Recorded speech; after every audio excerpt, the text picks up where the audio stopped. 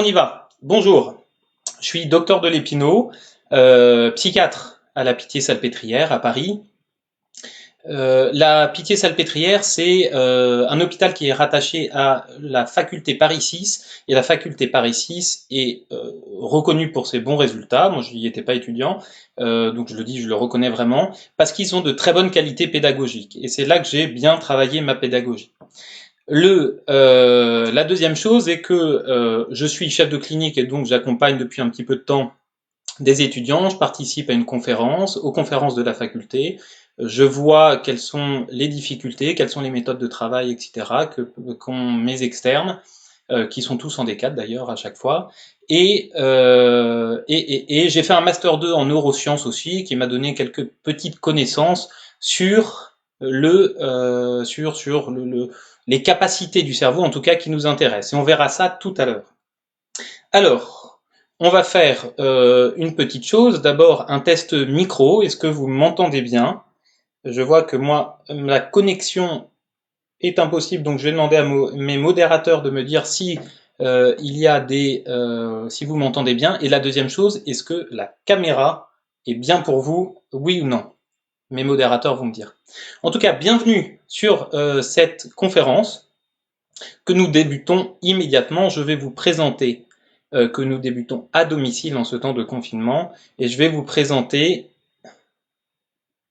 tac, vous me laissez un petit peu, tac, voilà, le sujet qui sera globalement les statistiques des ECN des dernières années et puis ensuite, à partir de ça et en prenant d'autres points, comment optimiser ces révisions à 3 mois, 2 mois et demi, 3 mois des ECN.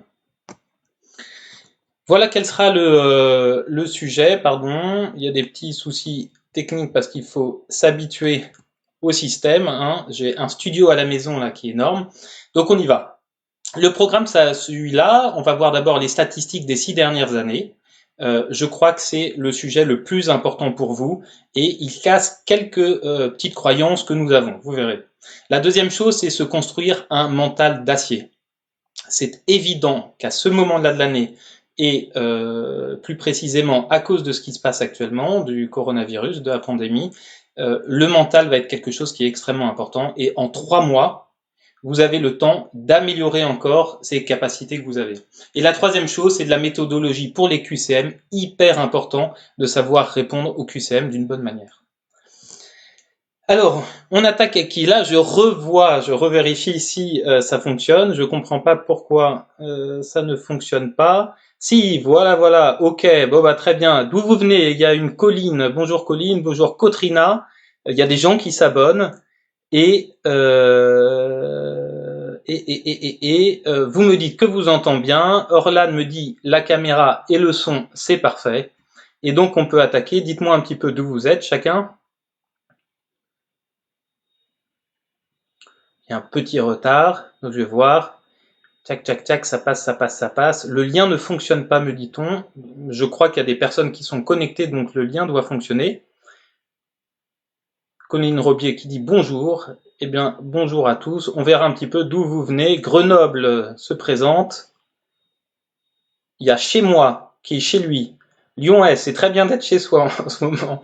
Strasbourg, Nantes, Lyon-Est, Lyon-Est, oh là là, Lyon-Est, ça carbure. Paris-Ouest, hello Paris-Ouest.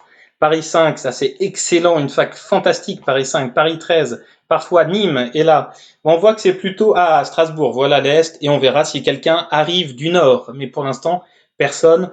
La grande majorité de l'équipe, c'est Lyon-Est, et nous avons quelqu'un de Limoges. Évidemment, Limoges est une superbe ville, bienvenue à lui. Alors, on attaque avec la suite. Nantes, etc., Bordeaux, j'ai l'impression que c'est toutes les villes de France.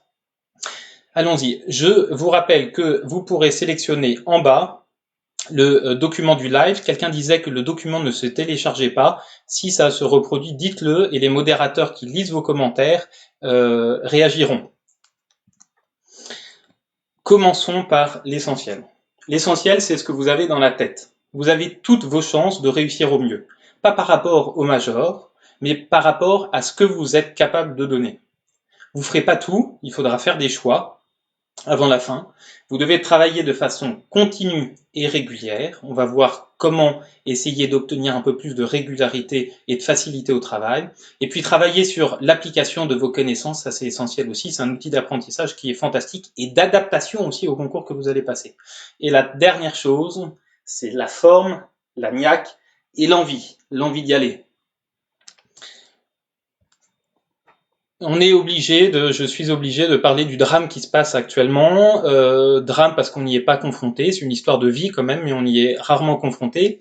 La Pitié-Salpêtrière où je suis commence à être lourdement touchée. Je vois à quel point les externes sont motivés pour participer à ça. Il y a énormément d'externes qui se sont inscrits sur des listes pour participer aux soins qui y sont faits. Ils seront appelés. Ne soyez pas frustrés de ne pas être appelés maintenant. Vous le serez en temps voulu. Et ce qui est essentiel, c'est de mettre ça de côté, de savoir vous rendre disponible au moment où on aura besoin de vous et d'utiliser le reste du temps pour avancer.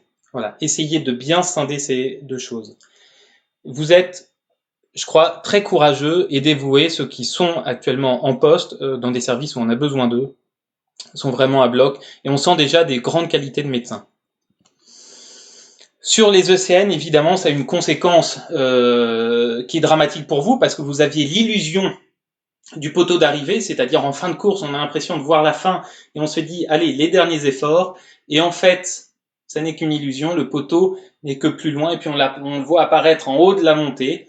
Voilà, vous aviez programmé vos efforts pour aller jusqu'au 15 juin, 17 juin, et là, il va falloir repousser cette limite-là au 6 juillet.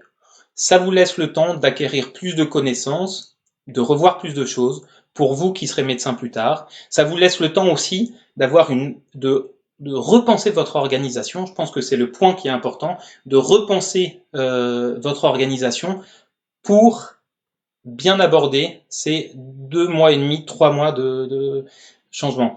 Il y a 3 raisons qui ont poussé le report. C'est tout le calendrier des examens a été reporté. La deuxième chose, c'est que vous avez vous êtes, certains sont très impliqués en stage et donc il faut qu'ils aient un temps de révision qui soit suffisant. Et la dernière chose, c'est que ils voulaient aussi vous donner des temps de révision dans de bonnes conditions plus importants. Je suis désolé, la caméra bouge peut-être un petit peu, c'est une caméra de petit ordinateur et donc de moins bonne qualité et avec un angle qui est moins bien que celle que Cartesia utilise normalement. On attaque immédiatement avec ce qui nous intéresse au maximum, ce sont les statistiques des ECN. Voilà. On a pris. Alors, je remercie Mickaël Amaga, qui est un de mes internes, qui vient de Nice. Il salue les Niçois, et qui a pris des heures et des heures de travail pour aller recenser les items de chacun des dossiers. On a pris les ECN de 2014, qui était l'ancienne ECN, de 2016, 2017 A et B. Pourquoi? Parce qu'ils ont repassé une épreuve, et donc il y a 2 ECN complets qui ont été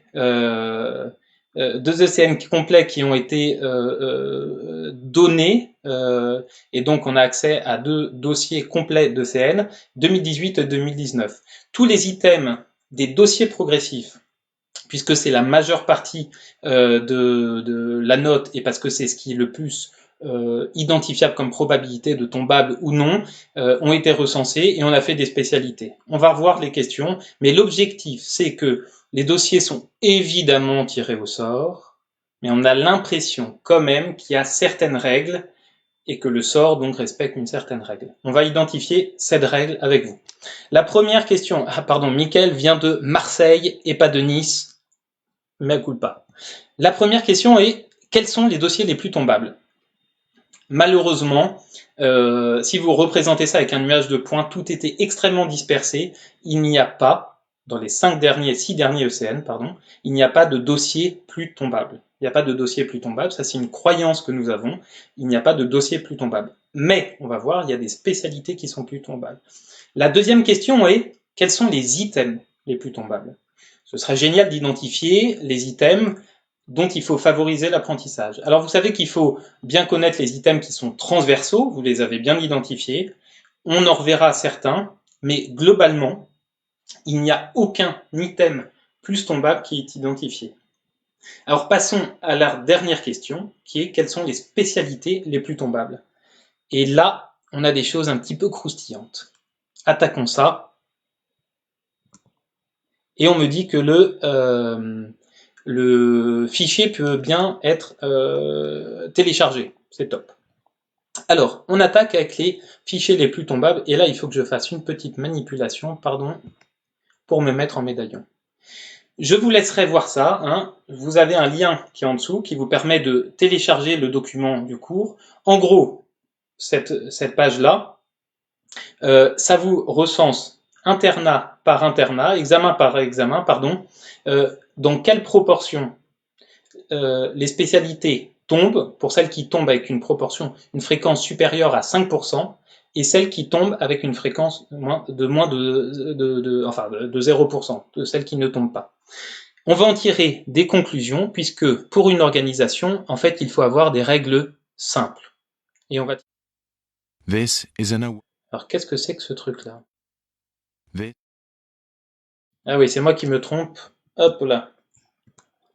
Il faut que je saute d'un écran à l'autre et c'est pas facile, je suis désolé. Voyons d'abord ce document, cette page-là, que vous aurez aussi sur le document que vous pourrez télécharger sur le lien qui est en dessous de la vidéo. Il reprend globalement, pour les différents ECN, les items qui ont été les plus récurrents et qui ne sont pas les plus tombables, mais les plus récurrents dans chacun des examens, les fichiers, et on les revoit plus tard, qui tombent, et les connaissances discriminatives qui vous permettent d'avoir une idée des questions un peu pièges, un peu tricky, qu'on peut vous poser. Je ressaute. C'est un sport incroyable. Alors, webcam comme ça. Me voilà. Regardons sur les 5 dernières années, donc ECN 2016, 2017A et B 2018 et 2019, quelles sont les spécialités qui étaient absentes des dossiers progressifs.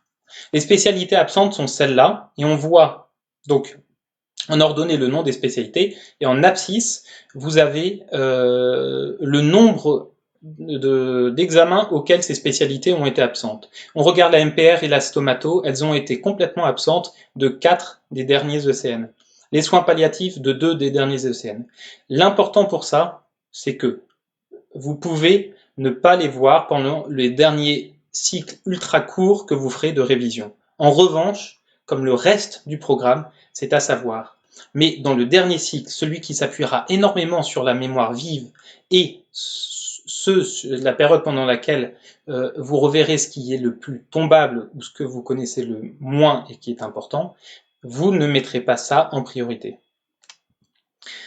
La deuxième chose, c'est parmi tous les items que nous avons recensés, parmi toutes les spécialités que nous avons recensées, celles qui tombent avec une fréquence de plus de 10% dans chacun des dossiers progressifs lors des 5 dernières années. Je vous explique comment lire ça, et puis vous le reverrez chez vous en téléchargeant le document. Donc la gynécologie, par exemple, l'avant-dernière ligne, est tombée avec plus de 10% des questions dans 3 des 5 derniers ECN.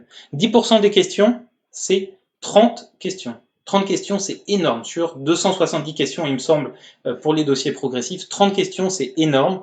Et s'il y a 30 questions, c'est que ça n'est pas tombé à uniquement un DP, mais que c'est tombé sur plusieurs DP avec des questions isolées. Retenez ces 1, 2, 3, 4, 5, 6 spécialités. On va les voir réapparaître juste après. Sur ces spécialités, il ne faut faire aucune impasse. Elles tombent fréquemment et on a l'impression que ce sont des questions qui sont dispersées dans différents DP assez facilement. Les médecins ont peut-être une appétence pour ces spécialités. On voit bien la cardio, la pneumose, hyper transversale, psychiatrie des questions récurrentes, pédiatrie, il y en aura, c'est sûr. Ce qui est le plus important, je pense, c'est le diagramme qu'on voit ici.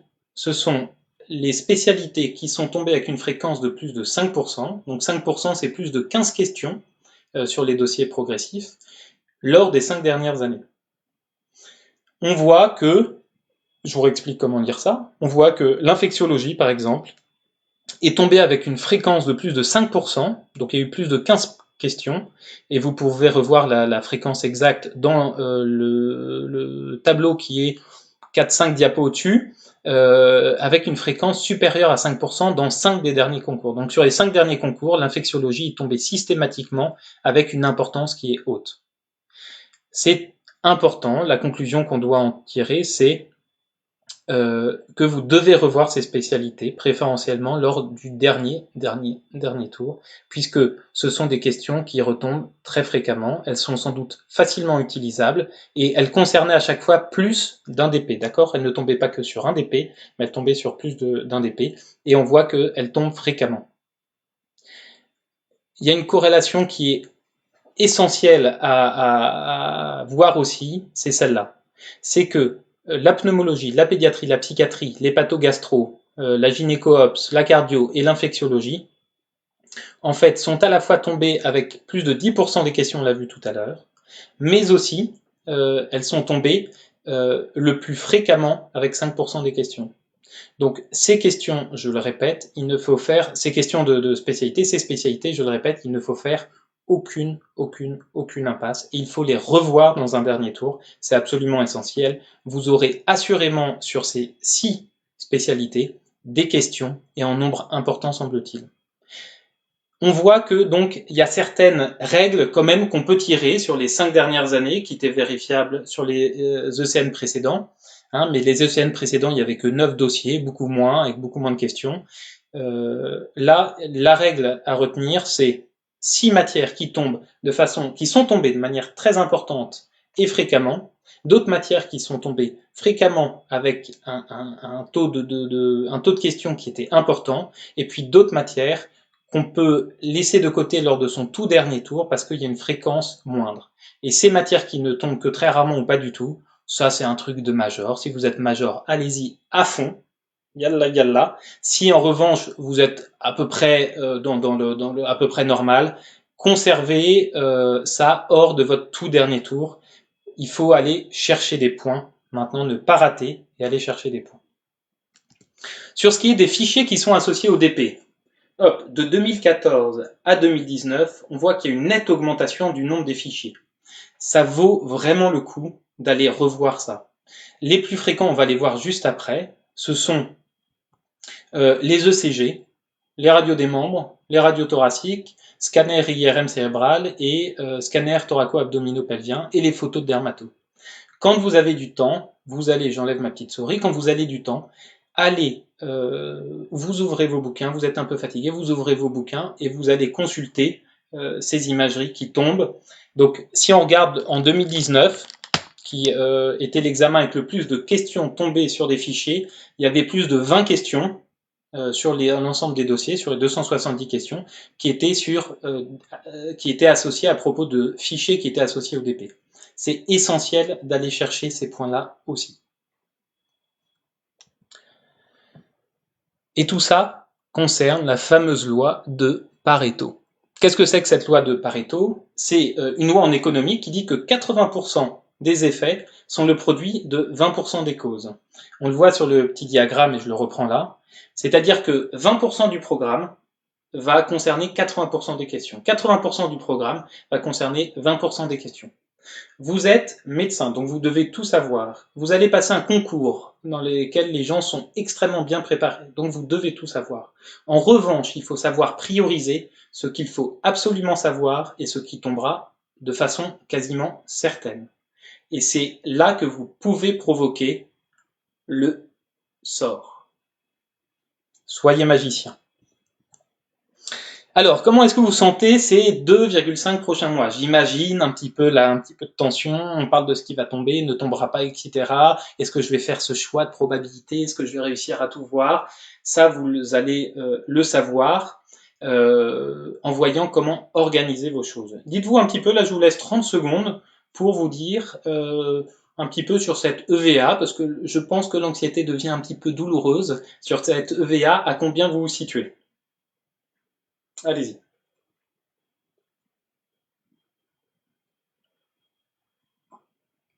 Voilà. Cette question, elle est importante à vous poser de temps en temps parce que votre anxiété accompagne énormément vos capacités, votre capacité d'organisation, votre capacité de travail, votre confiance en vous. On va le revoir tout à l'heure, mais c'est un point qui est essentiel. Souvenez-vous de l'EVA, ayez-les sur votre bureau, vous la posez sur votre bureau. Ça accompagne, savoir où on en est, savoir en termes de stress, accompagne de façon certaine la préparation d'un concours.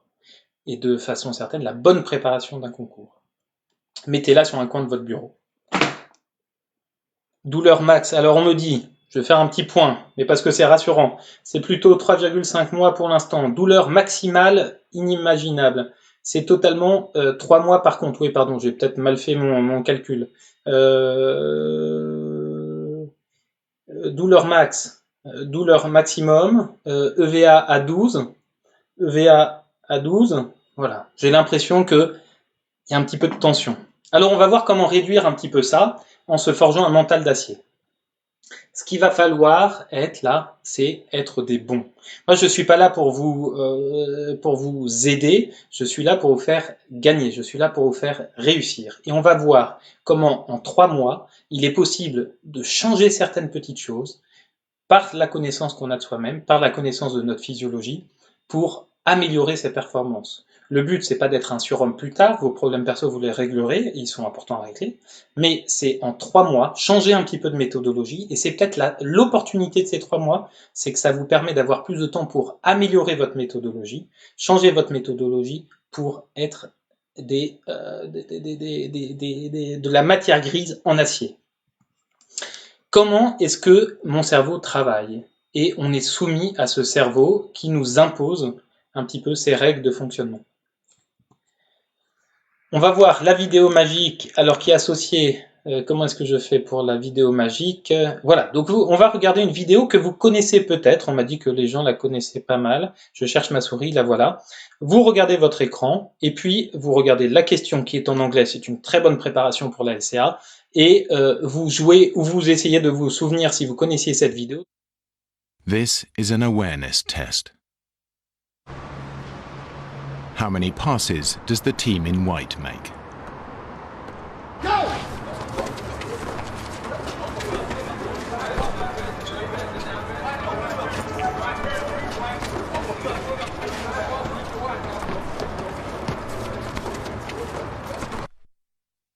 The answer is 13. But did you see the moonwalking bear?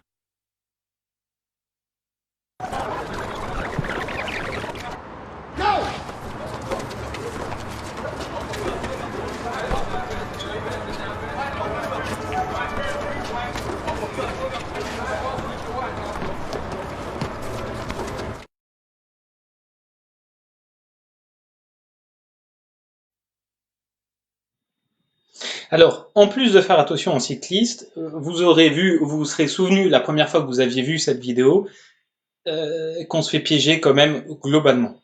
Qu'est-ce que ça nous montre? Pas qu'on est mauvais puisque c'est une vidéo qui fonctionne, enfin c'est un exercice qui fonctionne chez, je sais plus que dans l'article original, dans 80-90% des cas, donc c'est la majeure partie des gens qui n'ont pas l'intuition du piège, qui jouent vraiment le jeu, et ça fonctionne chez tout le monde. Pourquoi est-ce qu'on se fait piéger par un truc aussi évident?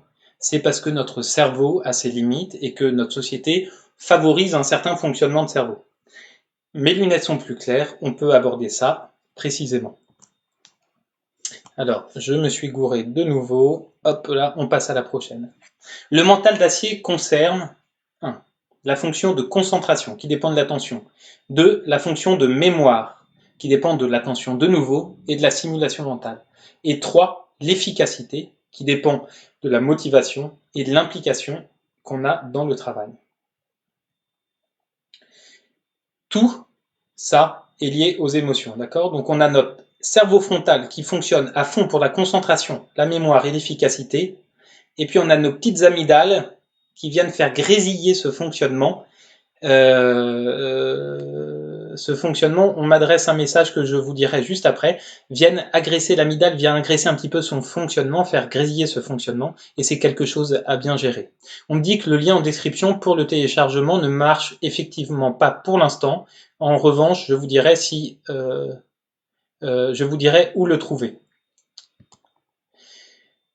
On se focus sur la concentration. La concentration, c'est sa capacité à rester attentif et consciemment attentif sur un sujet donné. L'attention, il y en a deux qui nous intéressent. La première, c'est l'attention sélective. L'attention sélective, c'est notre capacité à se concentrer sur un stimulus.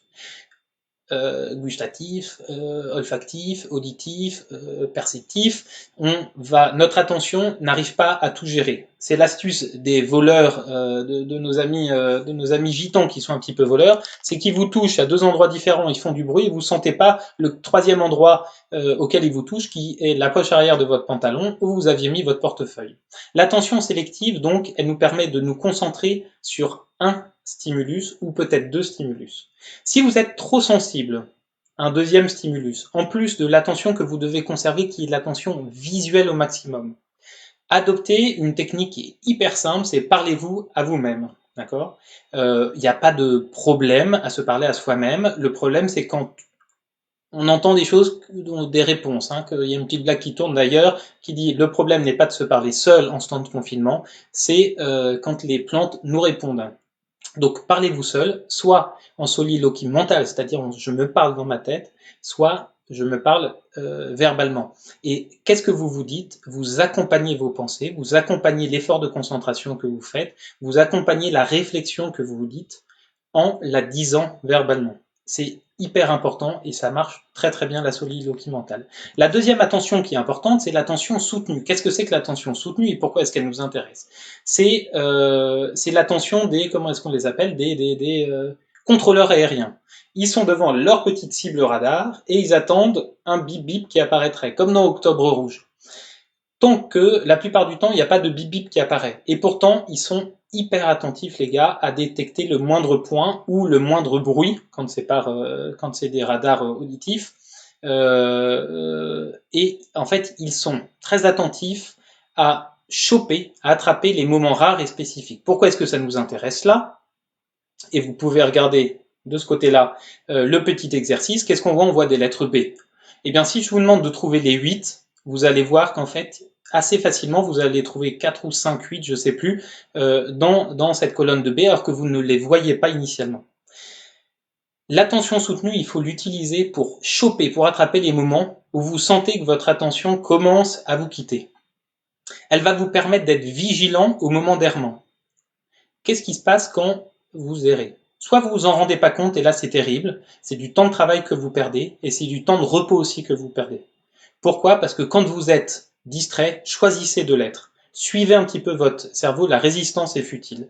Donc, votre attention soutenue, elle va aller choper ces moments, il faut être vigilant, ces moments d'égarement, où vous pensez à autre chose, à une autre spécialité, à ce que vous ferez plus tard, à votre angoisse, etc., pour ne pas perdre de temps.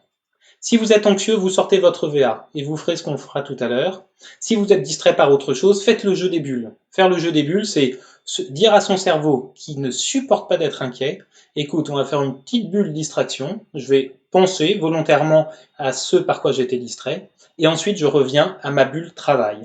Et c'est hyper efficace et ça ne crée pas d'anxiété, ça crée pas de conflit individuel. Donc faites le jeu des bulles, accordez-vous, parce que votre cerveau vous le propose sans doute, accordez-vous un petit moment de distraction, c'est extrêmement sain. La deuxième chose, c'est les moments d'attention qui sont plus difficiles. Par exemple, après le repas. À ce moment-là, il faut essayer de faire des sets de tâches qui sont courtes et simples, car elles favorisent l'attention. On a une attention qui fonctionne mieux que les autres, on en a parlé juste avant, c'est l'attention visuelle. On a encore des hommes préolithiques, comment dit-on, des hommes de Cro-Magnon, on est fait pour tout voir. À l'époque, on ne savait pas écrire, on ne savait pas, il n'y avait pas de culture, etc. Donc, ce qui fonctionnait mieux, c'était la mémoire visuelle. Et c'est pour ça qu'elle est bonne, notre mémoire visuelle. Favoriser dans ces moments où l'attention est difficile, la relecture de vos banques d'images, de fichiers associés au DP ou de vos bouquins en regardant les ECG, les radios thoraciques, les scanners, etc. La mémorisation. Je vous laisse lire la petite phrase qui est ici, là. Vous connaissez sans doute cet exercice, vous avez la possibilité de comprendre. Mais si en revanche, je vous cache les yeux et je vous dis redonne-moi l'orthographe de la phrase que tu as lue, vous serez incapable de ressortir les erreurs de ce que vous avez vu. Donc notre cerveau est fait pour comprendre le sens, mais il ne lit mal ce qui est difficile à lire. La conséquence est qu'il faut chercher le sens de ce que vous lisez, de ce que vous revoyez, etc. Qu'est-ce que ça me raconte? Quelle conclusion j'en tire? Est-ce que je le savais ou non? Il faut vous dire quelque chose sur ce que vous lisez. La deuxième chose, je vous laisse regarder ça, qui est un mot beaucoup plus court, et vous lisez Elsa bien évidemment, mais votre cerveau lit E-L-S-A, et il rassemble tout ça pour dire Elsa. Donc votre cerveau a cette faculté aussi d'aller du focal vers le global. Et de la même manière, quand vous lisez des choses, il faut faire l'effort d'une synthèse. Vous lisez, vous voyez le focal, et c'est à vous de faire l'effort conscient d'une synthèse. Conclusion de ce chapitre, conclusion de ce paragraphe, conclusion de ce diagramme, conclusion de cet arbre diagnostique, tchac tchac tchac, vers où ça va, quels sont les points discriminants. C'est épuisant de travailler comme ça, mais c'est la seule bonne manière de bien travailler, puisque votre attention, votre vigilance est consciente, et que c'est ça qui permet une bonne mémorisation. Faire confiance à sa mémoire, ça c'est essentiel. Votre mémoire retient ce que vous ignorez ce que vous avez retenu. On a une très mauvaise connaissance de ce que nous connaissons. Donc, la première chose, c'est de vérifier activement ce que vous savez, en qui, etc. De faire des exercices, parce que ce sont des moments de répétition, vous ressortez le travail, mais c'est aussi des moments d'apprentissage. Ne négligez pas l'apprentissage qui est lié aux exercices. C'est plus ludique que relire un cours, et c'est un apprentissage qui est exceptionnel et très appliqué au concours, puisque les questions que vous aurez dans des concours blancs, que vous referez de concours, etc., seront des questions qui ressembleront de près ou de moins près dans leur formulation, dans ce que le médecin qui a rédigé le sujet cherche à obtenir, etc. Ce sont des questions, refaire plusieurs fois ces questions, ça va vous permettre au bout d'un moment d'en comprendre le sens global. Où est-ce qu'il veut m'amener, comment est-ce qu'il réfléchit, etc. Et puis de revoir plus précisément les connaissances de cours que vous savez ou que vous savez moins bien. Dernière chose, la mémoire, et c'est ce que je vous disais juste avant, elle a besoin d'attention. Il ne faut surtout pas faire du faux travail, avoir l'impression d'être concentré sur quelque chose mais ne pas l'être, ou être concentré sur quelque chose juste visuellement, et ne pas faire l'effort à la fois de synthèse et de compréhension. Faites l'effort de synthèse, de compréhension. Ça prend 4 secondes, 5 secondes, 6 secondes après quelque chose, et ça vous permet de bien conserver la photo. Enfin, l'efficacité. L'efficacité, 3 mois de travail, encore 3 mois. L'efficacité va être primordiale. Pourquoi? Parce que 3 mois c'est court. Parce que 3 mois c'est très court pour la quantité de connaissances que vous avez à savoir.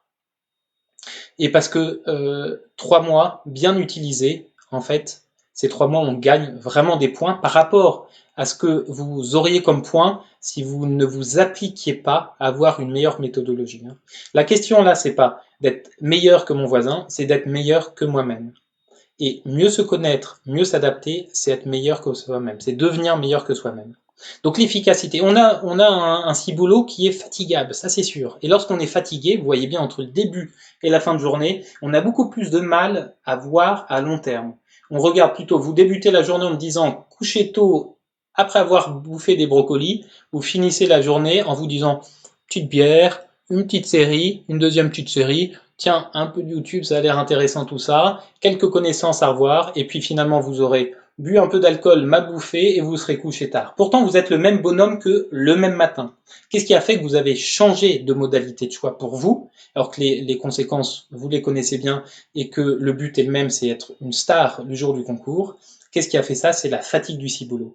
Et en fait, notre cerveau, quand il est fatigué, il regarde à court terme, et il a beaucoup de mal à faire l'effort de s'inhiber pour parvenir au long terme. D'accord? C'est un peu toutes les problématiques d'ailleurs des addictions. Donc, il reste sensible, même comme il est fatigué, à deux choses. La première chose, c'est à la récompense. On a un cerveau qui fonctionne bien à la récompense, sur le court terme. Faut pas toute sa vie, dans sa vie, il faut acquérir la sagesse, c'est-à-dire au contraire une espèce d'indifférence à la récompense. Mais là, pour les 3 mois qui vous restent, il faut aller à la récompense. Donc, imaginez-vous la récompense que vous allez vous donner. Imaginez-la vraiment. Je vais aller faire un petit tennis en milieu de journée. Tiens, je m'imagine en train de faire le tennis. Ça donne envie de le faire et ça donne de la motivation. La deuxième chose, c'est l'angoisse. Et l'angoisse, ça c'est au poil, un petit filet de pression d'angoisse, comme ça, un petit filet, ça maintient éveillé, ça maintient vigilant et ça maintient impliqué. L'angoisse est bonne si elle est tempérée. Donc prévoyez des récompenses, imaginez-les vraiment, vivez-les comme si vous les goûtiez, c'est ce qu'on appelle la capacité de simulation, et soyez vigilant à ce que vous choisissez quand vous êtes fatigué. Soyez vigilant à ce que vous allez vous dire en fin de journée, ah ouais mais ça en fait c'est pas important. Si, c'est important parce que je l'avais prévu dans mon planning, mais si je me dis que c'est pas important maintenant, c'est que je suis fatigué. Deux choses, soit je vais me reposer, mais sans me dire que c'est pas important et je le repousse à un moment où je pourrais bien le faire, soit j'ai la force de le faire parce que c'est important, mais en revanche, pas de bobard, ce qui est important reste important. Donc soyez vigilants à ce que vous pensez en fin de journée. On avance encore sur l'organisation temporelle, ça vous avez bien ça en tête, hein, c'est le catalyseur de votre efficacité. Il faut voir les unités, la semaine et la séance de travail, et puis vous planifiez les choses en regardant de temps en temps ce que vous n'avez pas fait, ce qu'il faut améliorer dans votre planning, dans le rythme de travail que vous prévoyez, etc. D'une semaine sur l'autre, vous pouvez adapter votre planning à ce que vous êtes capable de faire, ça c'est très important. Et vous avez des petits outils que je donne, que vous connaissez sans doute, pour gérer ces choses-là. Voyez ça comme ça, vraiment, l'attention, c'est un chien, c'est un bulldog, mais il faut lui donner un os à manger. D'accord? Il faut lui donner quelque chose à manger. Donc il faut lui donner de la conscience, de la vigilance et de la récompense. Et malgré tout ça, de temps en temps, on s'éloigne un petit peu de ce qu'on a à faire. Et là, on retrouve notre ennemi favori, bien connu, qui est l'amygdale. Elle est vraiment l'ennemi de l'attention. L'amygdale, vous savez, c'est en gros le centre, le centre des émotions. Et l'anxiété fait bien réagir, enflamme vraiment l'amygdale. Donc l'attention est un chien, un bulldog, il faut lui donner à manger et il ne faut pas le distraire quand il mange. Comment ne pas se distraire, comment ne pas distraire son attention? La première chose, c'est la relaxation. La relaxation vous permet d'être focus sur quelque chose. Focus sur un stimulus, et focus sur un stimulus qui est extérieur et pas des trucs que vous ruminez dans votre tête. Parce que de la même manière, dans tous les stimulus, et je reviens sur ce qu'on appelait l'attention sélective, dans tous les stimulus, il y a aussi le vagabondage intellectuel, ce que je pense, que je rumine, etc. Si vous êtes concentré sur ce que vous ruminez, de façon consciente ou non, vous ne serez pas concentré sur ce que vous voyez. Donc, le but, c'est de calmer cette activité intellectuelle. Pendant le travail, pendant l'ECN, il faut savoir se relaxer. La première chose, c'est reprendre contact avec son corps, avec ses sensations, etc. S'étirer, bâiller, c'est hyper important. La deuxième chose, c'est la relaxation. Il y a des techniques de relaxation qui sont extrêmement courtes, qui sont la respiration, le scan corporel, la respiration, contraction, décontraction. J'explique ces trois termes. Respiration, c'est bien se concentrer sur sa respiration qui est abdominale, d'accord, avoir des cycles de respiration qui sont lents. Vous en faites 5, c'est suffisant, et ça diminue en fait l'activité, la suractivation sympathique, et donc ça diminue immédiatement le taux d'inconfort, de stress. Si ça ne fonctionne pas, faites un peu de scan corporel. C'est voilà, je ferme les yeux, et puis on va faire l'exercice juste après d'ailleurs. Et la troisième chose, c'est la respiration, contraction, décontraction. Là, c'est plus de la simulation, ça va très bien certains, moins d'autres. C'est vous allez respirer, mais vous allez imaginer ce que vous allez chasser de votre tête. Donc si vous êtes en colère contre vous-même parce que vous n'avez pas réussi, parce que la veille vous vous êtes dit « Oh, ma fin de journée est pas très importante, je vais peut-être voir ça demain ou un moment plus opportun », et bien en fait le lendemain matin vous vous rendez compte que ce que vous aviez prévu de voir en fin de journée c'était hyper important et vous en voulez un petit peu. Ce que vous faites, vous voyez votre colère contre vous, et c'est sérieux, hein, c'est pas ésotérique ce que je vous dis, c'est sérieux, vous voyez votre colère contre vous et vous allez la souffler. Pourquoi? Parce que de la même manière, on est extrêmement sensible aux simulations. On fonctionne comme ça, on fonctionne de façon bizarre, il faut l'accepter. Donc vous voyez ce que vous voulez souffler et vous l'expirez. Ça permet de diminuer l'inconfort postural, diminuer la suractivation sympathique et se focaliser sur son objectif en chassant le négatif. Ok? La focalisation, hyper important. Avant le petit temps de relaxation, on va prendre 2 minutes pour voir ça. Je vous dis que le bon lien pour télécharger le document qui est associé au PowerPoint, il est en commentaire épinglé. Donc vous ne le trouvez pas dans la description de la vidéo, mais en commentaire épinglé. Okay, si vous n'y arrivez pas, redites-le dans les commentaires Facebook et on adaptera ou on le remettra bien en évidence et on le mettra en évidence à la fin. Donc je vous propose là, devant ce beau coucher de soleil qui n'est pas la météo parisienne aujourd'hui, de nous relaxer 2 secondes avec ce qu'on appelle le scan corporel. Vous allez fermer les yeux, avoir une position qui est confortable, on va prendre 1 minute pour ça. Vous fermez les yeux, voilà, vous laissez bien tomber, si vous êtes assis c'est très bien, vous mettez les mains sur les cuisses, les pieds bien à plat, les fesses bien assises, les épaules relâchées, la tête assez droite. Et le scanner corporel, en fait, ça vous permet de ressentir les points de votre corps. Pourquoi? Parce que ça peut être des stimuli aussi qui sont dérangeants. Donc on commence du cerveau, vous avez les yeux fermés donc vous ne voyez pas ce que vous faites, d'ailleurs j'ouvre un œil pour... Ouais, il y en a qui ne ferment pas les yeux. Le cerveau, vous commencez par le crâne plutôt, ce que vous ressentez, puis vous descendez un petit peu, est-ce qu'il y a quelque chose, le nez qui me gratte ou je sais pas quoi, et puis vous descendez les épaules, ça souvent les épaules et la nuque peuvent être tendues, donc vous gardez ça, vous détendez, vous laissez tomber un peu vos épaules en les faisant basculer, un peu balancer, la nuque vous la remettez bien, et puis vous descendez sur les poumons, le cœur, est-ce que vous êtes tachycarde ou non, est-ce que vous respirez rapidement, à ce moment-là vous respirez plus lentement et vous sentirez très facilement le rythme du cœur qui descend. Et puis vous descendez, est-ce que je suis gêné sur le plan intestinal ou pas? Là, on peut penser à la fameuse échelle de Bristol qui peut accompagner votre échelle EVA sur votre tableau, sur votre bureau, pardon. Et puis on continue à descendre, le dos, les lombaires, est-ce qu'elles sont un petit peu tendues? Est-ce que j'ai une bonne assise ou non? Est-ce que les fesses me font mal? Et donc retrouver de la relaxation et aussi de la conscience de ce que vous ressentez pour savoir quoi détendre, parce que ça vient vous perturber tout ça. Voilà. Ça prend 1 minute et ça vous recentre, ouvrez les yeux. D'ailleurs, en vous rouvrant les yeux, moi je l'ai fait avec vous, on se sent un petit peu différemment, on se sent comme après une petite sieste, et pourtant là on a pris 47 secondes pour faire ça.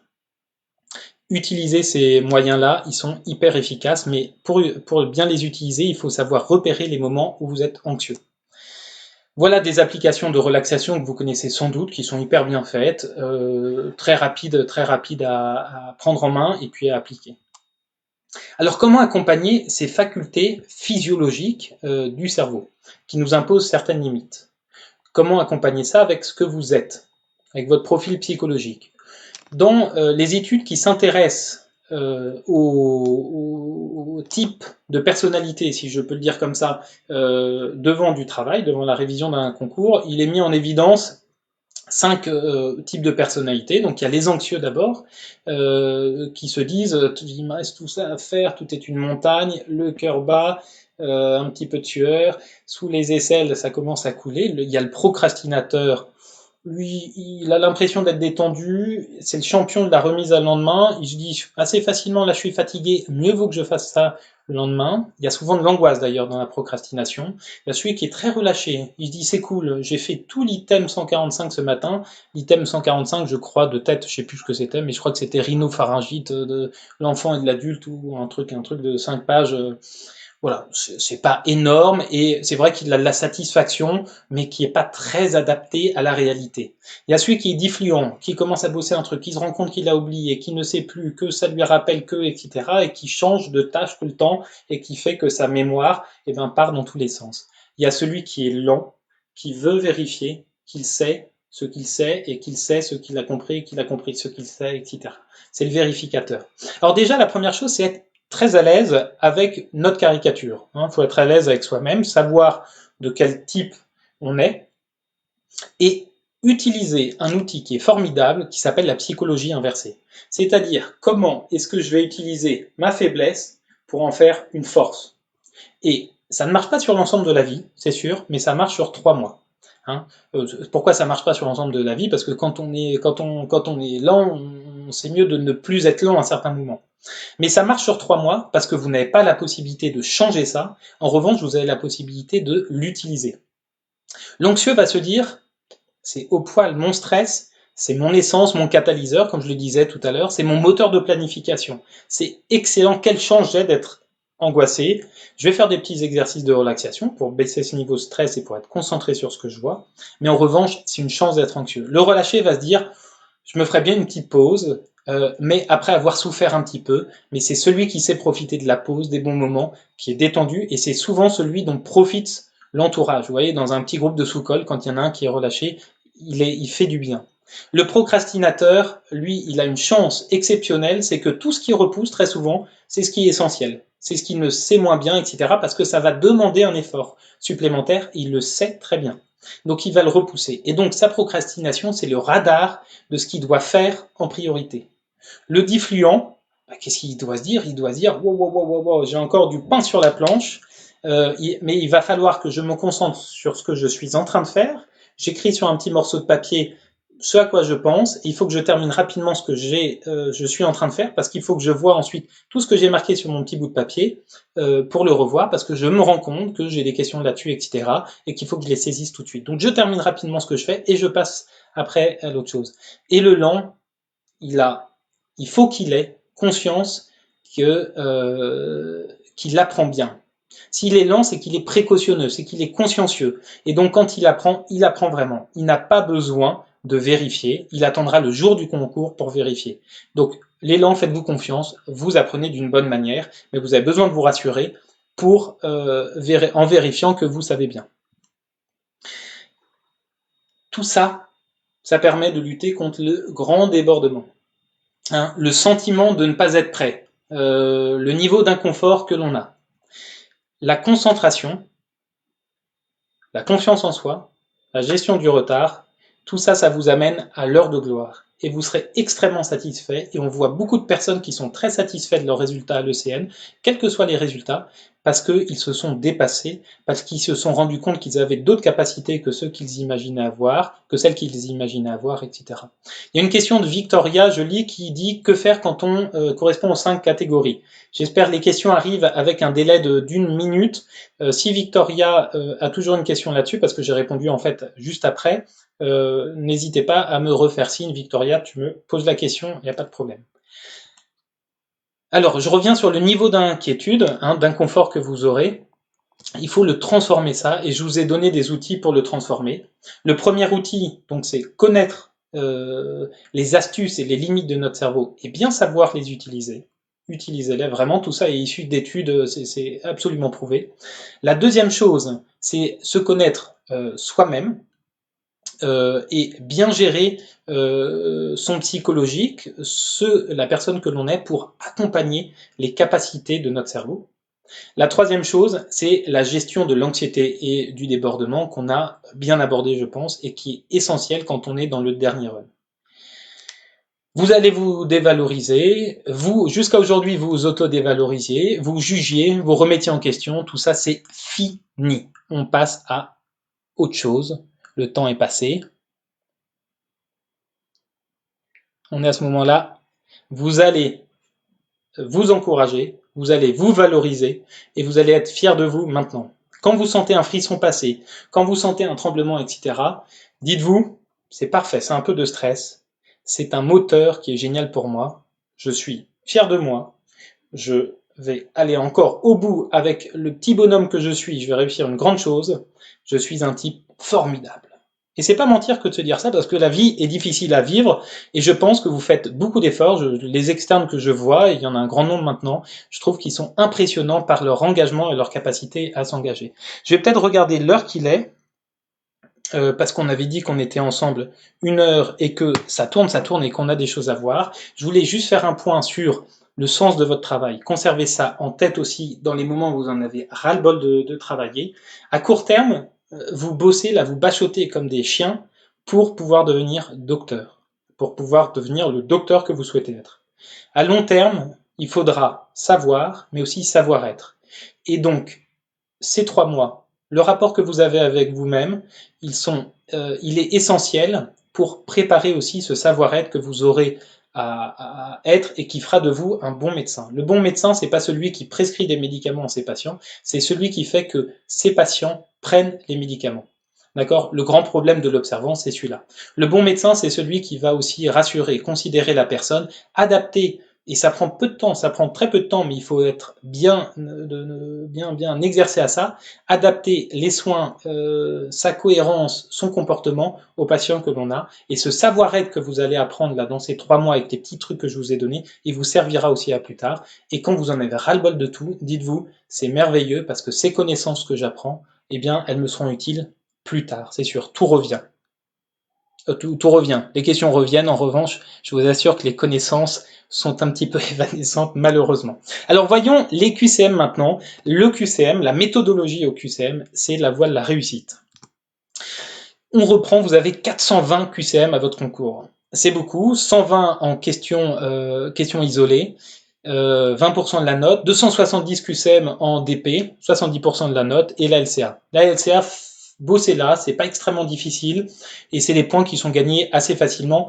Il n'y a pas vraiment de cours, il y a plutôt, en fait, comme les questions sont assez redondantes, l'exercice est le très bon moyen de réussir son examen. Donc, ce qu'il faut, c'est très bien connaître son cours, plus très bien savoir répondre au QCM, ça devient très très très bien. Et il faut être très très très bien le jour du concours. Mettez-vous à la place de celui qui rédige le QCM. Je m'en rends compte, on en fait pas mal, nous on fait les concours blancs. C'est fait par un MCU ou un PU. Ils ne connaissent plus du tout leur cours. Vraiment, comme moi je le connais plus, mon cours, je le connais plus. Mais on connaît très bien nos pratiques. La pratique, c'est quoi? C'est le cours qui est appliqué à la réalité. Et donc, ça fait émerger des choses qui sont plus importantes et d'autres qui sont moins importantes. Ce que les cours essayent de mettre en évidence, mais parfois un petit peu difficilement. Donc, soit ils vous font des questions de clinique réelles, qui viennent de leur pratique, soit ils vous font des questions qu'ils ont trouvées en relisant leur référentiel, en revoyant une AMM, des recommandations de l'HAS, etc. S'il y a un DP, les questions peuvent être très diverses et on va voir des points de précaution à voir quand vous abordez ces DP. Le jour J, vous l'avez peut-être vu avec le CN blanc, c'est encore plus flagrant le jour du concours, c'est qu'il n'y a que des questions louches. Tout devient louche. 2 choses à faire, ne pas se lancer débordé. Je sais, j'ai bien travaillé, j'ai donné le maximum, etc. Donc je suis prêt comme je ne peux pas l'être. Je me relaxe un petit peu, je fais redescendre cette pression. Et la pression vous fera changer d'avis sur ces 100% de questions louches et fera descendre ce 100% à 30, 20%. Et vous pourrez répondre avec plus d'assurance aux questions. Et c'est vrai qu'il y a des questions louches. On verra comment y répondre. Donc, analysez d'abord le contexte de la question. J'ai vu beaucoup de fautes, vraiment, qui étaient liées juste au contexte de la question. Vous avez un examen qui est lié à l'HTA, avec un patient qui a eu de 50 ans, qui a une HTA et qui a une insuffisance cardiaque. Vous savez que vous n'allez pas le traiter de la même manière que HTA sans comorbidité. Mais lisez la question. Parfois, la question sera dans un contexte général. Dans l'HTA essentiel, quel est le traitement antihypertenseur de première intention? Donc vous connaissez la mono ou la bithérapie. En revanche, dans le cas du dossier, la question est posée comme ça. Quel traitement antihypertenseur introduisez-vous en première intention? Des bêta-bloquants notamment. Voilà. Mais il y a beaucoup de fautes sur la compréhension du contexte. Est-ce que c'est le contexte théorique, général, ou est-ce que c'est le contexte de la question du cas clinique? La deuxième chose, c'est réfléchir en clinicien. Ça, c'est les questions un peu d'imagerie, les questions pas faciles. Quelle imagerie est-ce que vous ferez, etc. Voyez ce qui est important, urgent, et dites-vous que les autres ont exactement la même question et seront soumis au même problème d'absorption, de compréhension de la question. Et dans les trucs qui sont un peu évidents, et dans les ECN passés, on voyait souvent des questions comme celle-ci, où il était marqué le ou la réponse et non pas les bonnes réponses. Là, il y a un indice qui est évident, il faut une réponse. Je pense que c'est une erreur de préparation de concours, mais ça apparaît comme ça, on le voit dans chaque année. Donc faites attention à ça, c'est le ou la réponse. Pourquoi est-ce que les QCM peuvent être extrêmement difficiles et faire douter? C'est parce que la réflexion des QCM est l'inverse de l'ordre de l'apprentissage. Quand vous apprenez, vous allez du général vers le particulier avec une logique de réflexion. Vous avancez dans le diagnostic et c'est de votre cerveau qu'émanent les idées. Quand vous êtes dans le QCM vient vous proposer des solutions et quand une solution ressemble à ce que vous savez, etc., ça peut donner une impression de est-ce que c'est une bonne réponse ou une mauvaise réponse. Donc, si la question, vous n'êtes pas très à l'aise avec la réponse, vous cachez les 5 réponses, et puis vous y répondez à la main, d'accord? Vous voyez ensuite, selon votre réponse qui a été intuitive et qui a suivi votre logique de mémorisation, c'est-à-dire la logique de la réflexion spontanée et pas de la proposition par des QCM, vous allez adapter à la réponse que vous aurez écrite à la question, comme ça spontanément, là où les réponses qui semblent le plus collées à votre réponse. Et votre réponse sera votre intuition, et votre intuition est la bonne. Je reviens sur ce que je vous disais tout à l'heure, vous n'imaginez pas la connaissance que vous avez acquérie, et vous n'avez pas la connaissance de votre connaissance, ce qui fait qu'on peut douter. C'est pour ça qu'on dit que l'intuition est très souvent bonne, d'autant plus que vous aurez revu et revu et revu tous ces dossiers-là peu de temps avant le concours, et donc les choses, vous les aurez dans votre mémoire tampon, dans votre mémoire vive. Elle n'arrivera pas à vous dire ça c'est sûr, vous ne reverrez pas la page, mais vous le voyez. Quand vous avez, qu'est-ce que je dis là, gagner des points.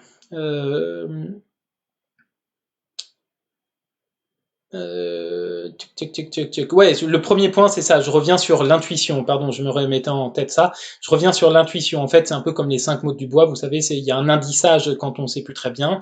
Mais quand on retrouve les mots dans les 5 mots du bois avec l'indissage, c'est qu'on les a bien retenus. Et en fait, le QCM, c'est un indissage. Donc, ça va vous aider à retrouver aussi des intuitions. C'est une bonne chose. La deuxième chose, c'est il y a des items qui sont à savoir absolument. Je l'ai pas écrit très clairement, je suis désolé. Mais c'est les items qui sont transversaux et de diagnostic ou de prise en charge, que ce soit les effets indésirables des traitements qu'on voyait fréquemment revenir dans les dossiers, que ce soit aussi des items de médecine du travail, de psychiatrie, ces choses-là. Je les ai plus en tête, mais ils sont marqués dans le tableau qui est en début de PowerPoint. Ensuite, il y a des questions qui sont extrêmement pratiques. Là, vous êtes encore en stage. Observez ce que vous faites en stage sur les arrêts de travail, les bons de transport, les certificats que vous rédigez. Faites-les, demandez à les faire et faites-les, parce que vous allez prendre l'habitude de les faire, de voir comment est-ce qu'on remplit un arrêt de travail par exemple, ce qui est demandé, ou les ITT. ITT, c'est une question qui est fréquente aussi, savoir rédiger une question d'ITT, et vous saurez répondre pertinemment le jour du concours. Donc faites en stage, pendant ce petit temps où vous y êtes encore, faites les choses. Et puis, il y a des questions qui sont difficiles, elles le seront pour tout le monde, parce qu'elles sont difficiles à appréhender. J'avais beaucoup de mal en regardant certaines dans les DP, genre quels sont les examens à faire immédiatement. L'immédiatement, on ne sait pas si ça concerne les minutes qui suivent, les heures qui suivent ou dans la journée. Et c'est pas la même temporalité. Donc là, il faut poser son courage et se dire, voilà, quelle est déjà la spécialité? Est-ce que c'est est-ce que c'est urgence réa? Parce que c'est des bonhommes qui sont dans une temporalité qui est très courte, ou est-ce que c'est plutôt de l'orthopédie? L'orthopédie, les choses peuvent être souvent remises au lendemain. Donc vous voyez, ça vous donne des indices un petit peu sur l'immédiatement. Ensuite, il y a des questions, lavage des mains, il y avait une question complètement aberrante, parce que en fait, les réponses étaient tellement proches les unes des autres que ça devenait compliqué. Tout le monde a ses réponses compliquées, donc vous passez rapidement à autre chose. Quand vous connaissez pas la réponse, je reviens, et que vous n'avez pas d'idée de comment y répondre, ça c'était, il manque l'intitulé, mais c'était une question à propos de symptômes neuro qui était très légèrement décrit dans l'énoncé. Et puis il y avait une question, quel est le trouble de la marche qu'aura cette personne? Et ben vous reprenez la pathologie qui est suspectée de l'énoncé, et ben vous mettez spontanément aussi les troubles de la marche que vous connaissez pour chacune des réponses. À quoi est-ce qu'elles correspondent? Et puis finalement, il était assez simple en organisant ça, et je suis pas un foudre de guerre en neurologie, et pourtant en neuropériphérique, je suis très mauvais même, et pourtant j'ai réussi à retrouver ça. C'était le stépage, voilà. Mais parce que j'ai fait l'effort de conserver mon exercice de mémorisation, c'est-à-dire faire ressortir, faire émerger les connaissances que j'ai. S'il y a une ambiguïté de formulation dans l'énoncé, rapportez-vous, vous aurez fait plein de QCM, il n'y a pas non plus 100 000 spécialités, donc vous aurez perçu un peu inconsciemment la manière dont les médecins de chaque spécialité réfléchissent. Donc vous reportez à des QCM que vous avez déjà fait et vous dites qu'est-ce qu'on me demande d'habitude dans ce genre de questions. et vous allez vers ce point de réflexion. Dans ces questions-là, s'il y a une ambiguïté, il n'y a pas de point à perdre, tout le monde sera devant la même difficulté, d'accord? Et il faut vous dire que régulièrement, c'est pas une règle absolue, mais régulièrement, les dernières propositions de réponse sont soit évidentes, parce qu'elle a été déplacée, quand on rédige des QCM, on met une question aberrante ou évidente au début, une deuxième question une deuxième réponse pardon qui est vraie, et puis ensuite on essaye de trouver deux autres réponses qui sont un peu mauvaises ou je sais pas quoi, et puis ensuite on mélange nos trucs, d'accord? Donc les dernières questions, elles sont souvent soit fausses, les dernières propositions pardon dans les QCM, elles sont souvent soit fausses, soit évidentes, hein. Donc concentrez-vous dans ces cas-là peut-être sur les trois premières propositions aussi. Quand il y a une information complémentaire, c'est-à-dire les intitulés de réponses qui sont à rallonge, type celui que j'ai mis là. Vous voyez qu'il y a une dernière information qui vient compliquer l'énoncé de la proposition qui est sur le pot aussi. Vous n'en savez rien, vous ne savez plus rien. Eh bien, cette information complémentaire, vous pouvez la mettre de côté. Pourquoi? Parce que la personne a fait exprès d'aller rajouter des arguments, mais au bout d'un moment, il n'imagine pas que ce soit une bonne ou une mauvaise réponse. Sa bonne ou mauvaise réponse, il l'a fait sur la première partie de la réponse, de la proposition de réponse, pas sur la dernière partie. Donc vous pouvez mettre cette information complémentaire de côté, d'accord? Et donc lire la question comme ça, sans mettre les podocytes. Ce qui facilite aussi la lecture et l'intelligibilité de la réponse. Si une incertitude de nombre, par exemple, si le nombre est en information principale, on vous demande la prévalence de la PPR, d'évolution de la PPR vers la maladie d'Orton dans 20% des cas, et qu'après ce sont des autres propositions à propos de la PPR ou du Orton, mais pas du chiffre.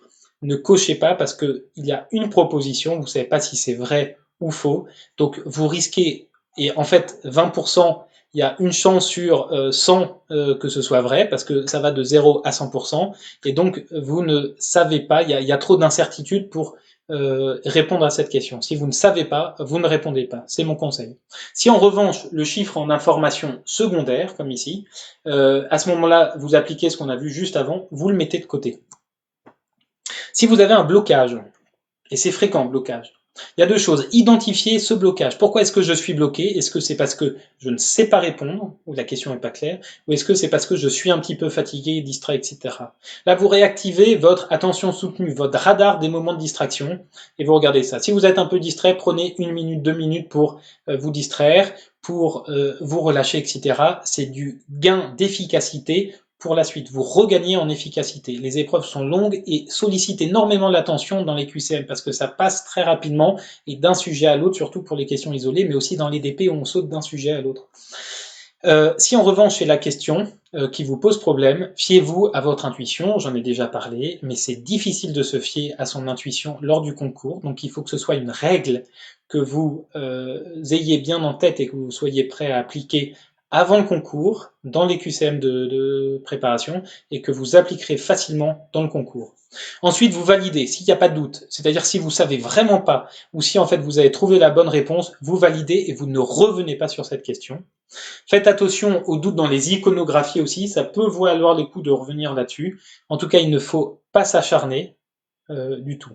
Si c'est un DP qui vous bloque, à ce moment-là, terminez-le quand même. Pourquoi? Parce que vous êtes impliqué dans ce DP et que tout se joue sur la mémoire de travail aussi. Vous avez encore le DP en tête. Et donc, vous trouverez les moyens d'y répondre favorablement. Okay? Si vous bloquez dans un DP, vous allez jusqu'à la fin, quitte à marquer sur un petit bout de papier après, revenir sur tel DP, mais vous allez jusqu'à la fin, vous le déroulez jusqu'à la fin et vous répondez jusqu'à la fin. C'est un conseil, celui-là, qui est à appliquer, j'en suis sûr, à 100%. Pour terminer, j'espère que votre attention est toujours bonne. Je ne sais pas s'il y a des sollicitations d'ailleurs particulières, je demande à mes modérateurs. Qu'est-ce qu'on me dit? Je regarde un petit peu ce qui est dit. J'espère qu'il y aura des QI là-dessus. Quel est le numéro de l'item correspondant à j'en peux plus frère, etc. Quand on est les 5 éléments. Ok. Le lance est stressant, ça vérifie quand même. Bah oui, l'avenir, c'est l'avenir. Il y en a certains qui proposent un petit peu de benzodiazépine. C'est vrai, ça marche bien, mais gardez ça pour l'après ECL, je pense. C'est pas top pour la mémorisation, hein, ça c'est sûr, les benzodiazépines. Qu'est-ce qu'on voit un petit peu? Oui, il y en a un qui se souvient bien des 5 mots du bois. Ah non, il en a 4 sur 5. Il faut retrouver le cinquième, qui est peut-être Tulipe, je crois. Musée, camion, passoire, Tulipe. Et, voilà, voilà, voilà. Bon, je reviens sur la question à se poser. La question à vous poser maintenant, et vous allez faire l'effort là de prendre 5 minutes à la fin de ce live qu'on va finir là dans quelques questions, dans quelques slides, pardon. La question à vous poser, c'est pas comment est-ce que je vais organiser mes révisions, parce que vous baignez déjà dans l'angoisse. Mais dites-vous plutôt, je me positionne après le concours. Et je me demande comment j'aurais aimé préparer ce concours. Je vous assure que ce changement de point de vue, il peut sembler extrêmement ludique, mais il est vraiment important. On fonctionne comme ça. Dites-vous bien, je me mets après le concours, comment est-ce que j'aurais voulu faire mes révisions? Parce que vous allez vous déplacer, même si vous êtes toujours angoissé, vous allez déplacer votre réflexion à l'après-concours, c'est-à-dire au temps de grands relâchements que vous aurez après. Donc vraiment, je vous invite après, comment est-ce que j'aurais aimé préparer ce concours et pas comment je vais le préparer. C'est votre intuition du changement de méthodologie qui va être pertinent pour vous. D'accord? Faites confiance à vos intuitions. Sur le reste, je vous assure, et je crois qu'en médecine, on est très méritant, vous êtes très méritant. Nous sommes des étudiants qui travaillons beaucoup. Nous sommes des étudiants qui travaillons avec la conviction que notre travail sera applicable à l'hôpital, que ça servira nos patients, que ça servira l'humain. Et donc, soyez fiers, je le redis ce mot-là, mais soyez fiers de votre préparation, soyez fiers de ce que vous faites. Hein, vous êtes vraiment méritant, je crois. On me dit que, je reviens, le lien a été corrigé en description. Alors, le lien a été corrigé, me dit-on, dans la description. Ça y est, donc il est épinglé dans les commentaires et dans la description, il a été changé. Si vous n'y arrivez pas, mais on a fait la vérification là, dites-le nous et on finira par trouver une solution. Mais là, c'est sûr, ça fonctionne. Alors, conservez vraiment pour ces derniers jours, malgré l'illusion du poteau de fin dont on disait, conservez votre niaque, le sens de vos études et votre fierté. Dites-vous que 3 mois plutôt que 2 mois, c'est l'occasion de changer de méthodologie, vraiment. C'est l'occasion d'aborder ça avec... Vous avez 3 mois. Prenez un jour, prenez 2 jours, prenez 3 jours pour réfléchir à ce que je vous ai dit. 3 jours sur 3 mois, c'est rien du tout. Et ça peut être énorme si vous dépassez vos capacités qui sont déjà bonnes, mais qui sont insuffisamment bonnes parce que vous n'avez pas réfléchi à tout. Prenez 1, 2 ou 3 jours pour réfléchir à ça, pour vous faire des exercices de simulation, des exercices de relaxation, pour voir un petit peu comment vous fonctionnez quand vous travaillez, pour savoir bien gérer votre radar, pour savoir gérer votre attention soutenue, votre motivation, vos stress, les récompenses que vous allez apporter, etc. Tout ça qui fera de vous, pendant les 3 mois moins 3 jours, la machine de guerre au mental d'acier qu'il faut être pour se surpasser. Voilà. Vous avez bien fait jusque maintenant, vous allez faire encore mieux à partir de maintenant. Comme dit le fameux Lao Tse-Tung, la pente est raide, mais le chemin est beau. Vous verrez que pour les préparations, les conférences de préparation, mais là qui sont spécifiques de chaque spécialité, sont disponibles sur le site de Cartesia. Il y a pour l'instant ces 3 matières. Je pense que vous connaissez l'adresse du site. Il est extrêmement bien fait et les conférences sont vraiment de bonne qualité. Je me suis amusé à en regarder et c'était divertissant et à la fois je suis une brute maintenant en cardiologie. C'est vachement bien fait. L'onco, la néphro aussi. Merci de votre attention. Bon courage à chacun. Vraiment, je sais pas combien on était, mais on était de partout. Je vous rappelle que, je sais pas, j'ai pas vu s'il y avait des gens du Nord, mais le Nord et nos amis quand même, et on pense bien fort à eux. Bon courage pour cette période qui est difficile, parce qu'elle est incroyablement extraordinaire, enfin le mot extraordinaire dans le sens peu ordinaire, et donc il faut tout de suite réfléchir à comment réagir à ce qui se passe, bien savoir gérer votre motivation pour vous impliquer à l'hôpital, mais aussi votre temps de travail. Bon courage pour améliorer votre méthodologie, pour vous reposer de bonnes questions, pour tenter d'autres choses, parce que c'est là que vous gagnerez des points, parce que c'est peut-être là-dessus qu'on gagne le plus de choses. Je vous remercie pour votre attention. Je peux vous dire qu'on était quand même un nombre assez important. Il y avait 1400 personnes qui étaient ici. Merci à ces 1400 personnes d'avoir été présentes. Je crois que ça figure aussi une motivation que vous avez. Bravo. Et on salue aussi les 8000 moins 1400. Je ne sais plus combien ça fait puisque je suis un peu fatigué. Je vous souhaite bon courage, bonne révision et à bientôt.